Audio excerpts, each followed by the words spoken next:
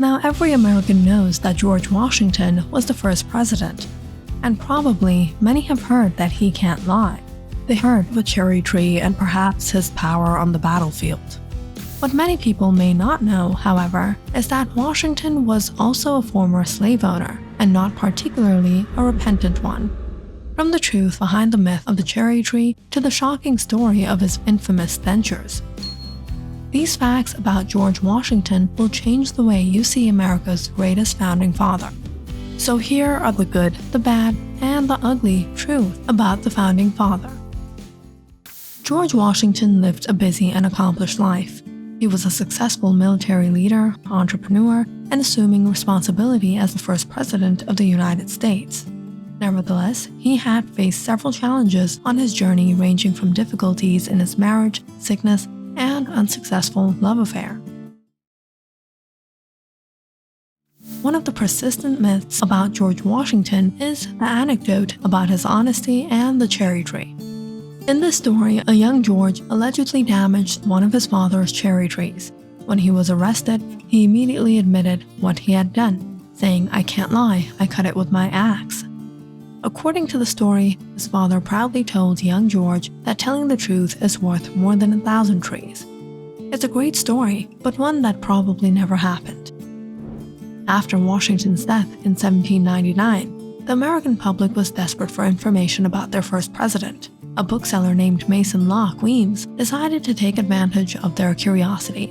A few months after Washington's death, Weems declared, "Millions are gaping to read something about him. My plan? I give his history. I then go on to show that his unparalleled rise and elevation were due to his great virtues." Accordingly, he published the life of Washington, but did not include the myth of the cherry tree until a few publications later.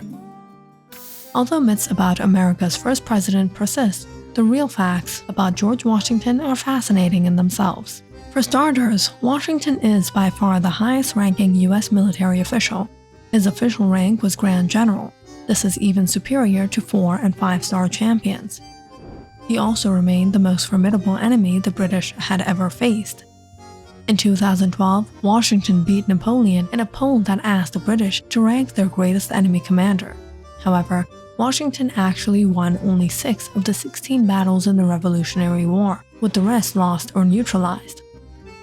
George Washington may be remembered as a stern-faced founding father from his portraits, but he certainly had a sense of humor. He likes to give his dogs funny names, such as Mrs. Moose. Washington even named one of his dogs Cornwallis, after an English general he defeated in battle. But Washington wasn't always a great general. He was, however, an excellent spy master. Washington struggled mightily to win the Revolutionary War with an army that was perpetually undermanned, undertrained, and undersupplied. So, to triumph over one of the world's most powerful military forces, he relied increasingly on his unseen weapon, a secret intelligence network. Throughout the conflict, Washington's spies helped him make bold, canny decisions that would turn the tide of the conflict, and in some instances, even save his life. The story of Washington's underground spy network and how it helped Americans win their revolution is replete with intrigue.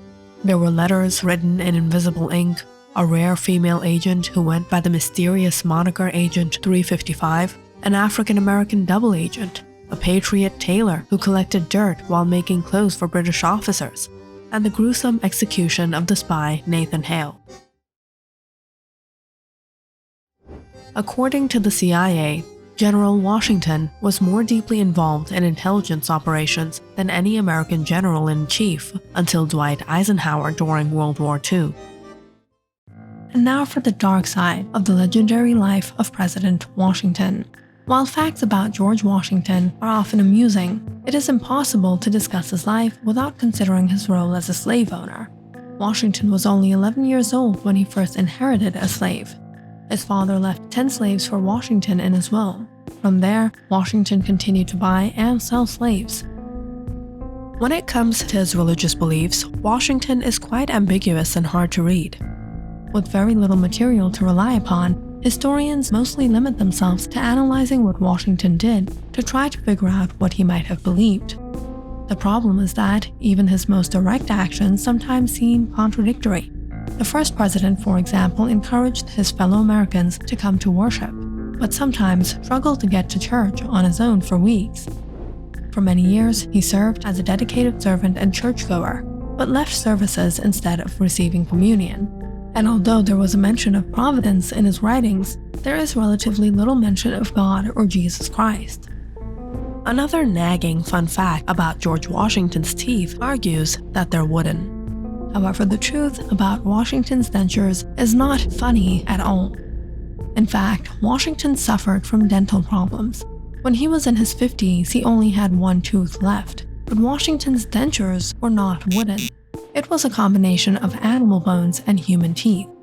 Sometimes Washington would salvage teeth from his own to use in his dentures, but he often turned to his slaves. Washington's first love was the wife of one of his closest friends.